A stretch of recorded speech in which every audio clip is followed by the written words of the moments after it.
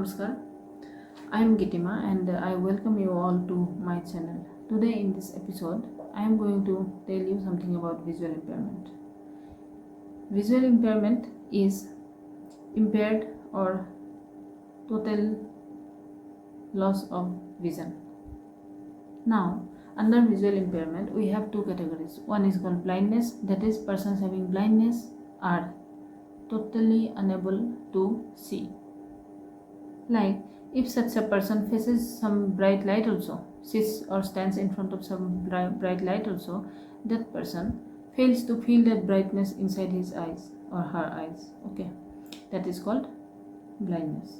And apparently it is quite visible that if such a person takes some assistive devices, then we will see such a person carrying a white cane.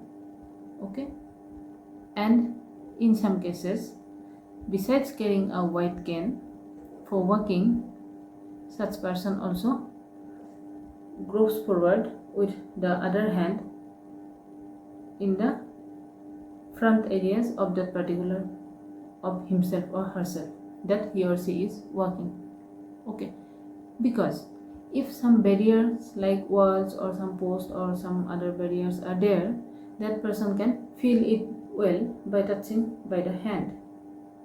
Okay, so that thing is done by such a person. So apparently it is quite noticeable and understandable that such a person is having blindness.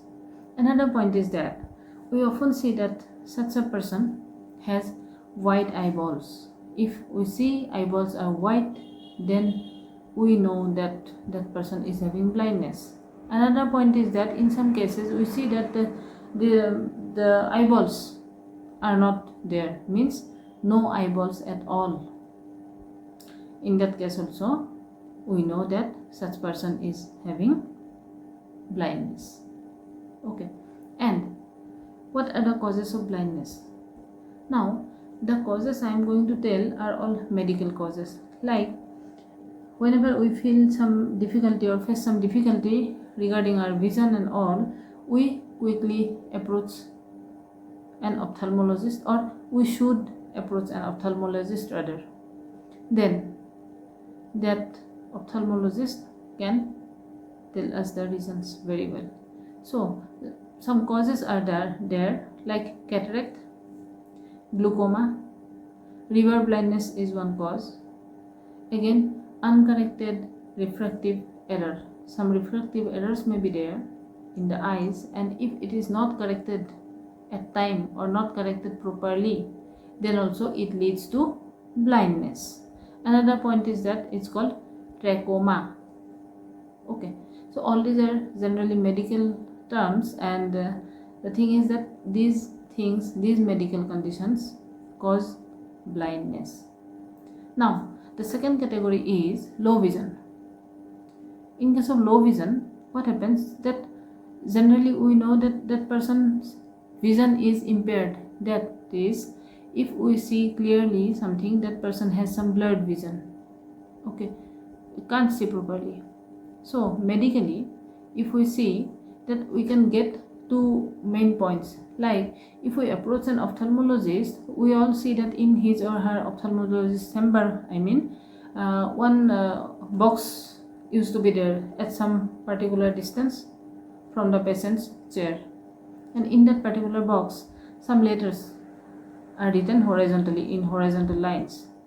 Okay, so that box is called Snellen chart, and the distance between us, the patient, and the Snellen chart is fixed, and in that distance, from that distance, we are asked to read those letters by closing our one eye at one time and the next eye at the other time. Well, so in case of persons having low vision, what will happen? That particular distance, reading the letters in the Snellen chart from a particular distance, will be hampered. That person will not be able to read that Snellen chart correctly. That is an indication of having low vision. Again, Range of vision is another point. Now, what do we mean by range of vision? Range of vision is the area where we can see with one eye, that is called the range of vision. That is, our range of vision is generally 180 degree normally for us, the normal persons. Like, we can see from this point to this point with this eye. Similarly, from this point to this point with this eye. That is, from here to here, if we imagine it in a circular motion, then from this point to this point it will form a half circle, and a half circle contains 180 degree. We all know that is called our range of vision is 180 degree. But in case of persons having low vision, what will happen? This range of vision is limited to less than 20 degree. That is also called tunnel vision. Tunnel vision. Well, that is called persons with low vision.